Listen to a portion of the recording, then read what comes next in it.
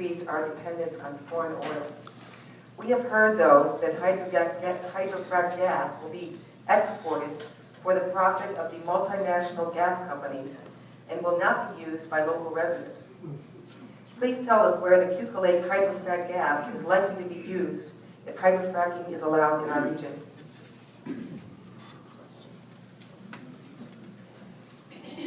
All three, so.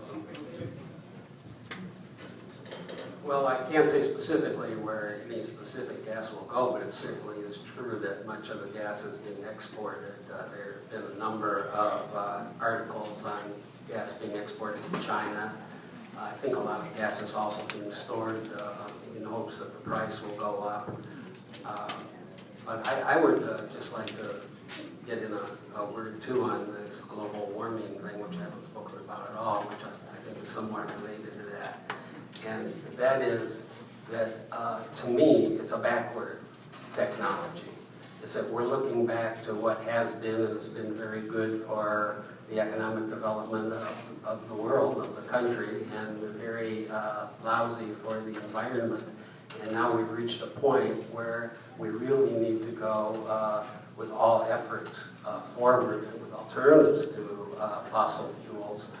And that this is not a bridge. It may be better than coal, or it may not be better than coal, but we certainly need some things in the interim. But I fear that with all of the gas that's there, it's going to end up keeping us from going forward to find the technology that we really need.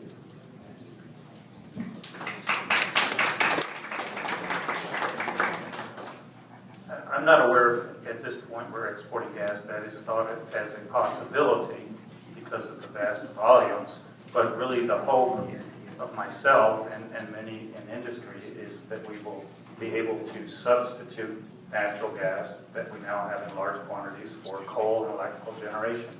We generate 50% of our electricity from coal burning right now.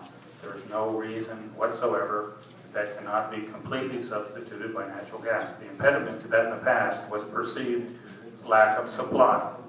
We now have more than enough supply to make that transition.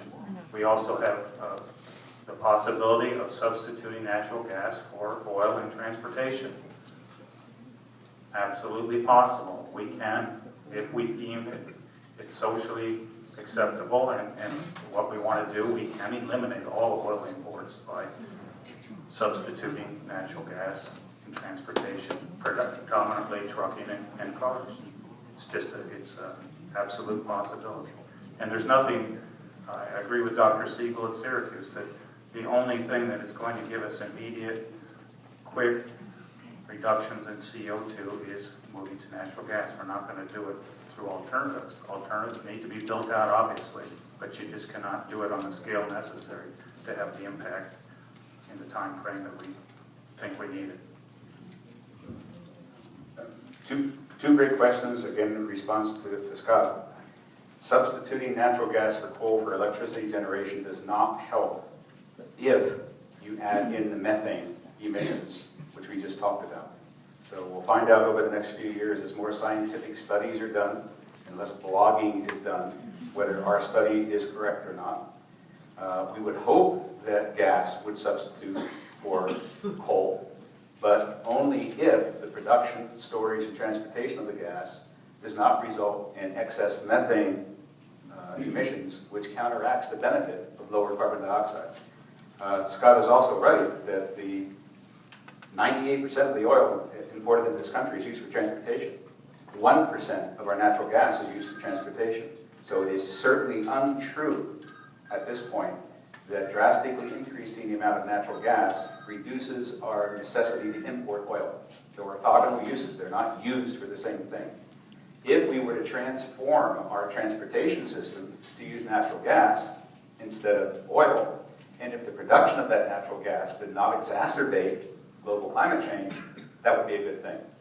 So there are sociological changes necessary, there are technological changes necessary, and those are very, very large problems. We're talking trillions of dollars of investment to do that. And we don't have much time to act. 30 years, climate change wins. And in the interest of time,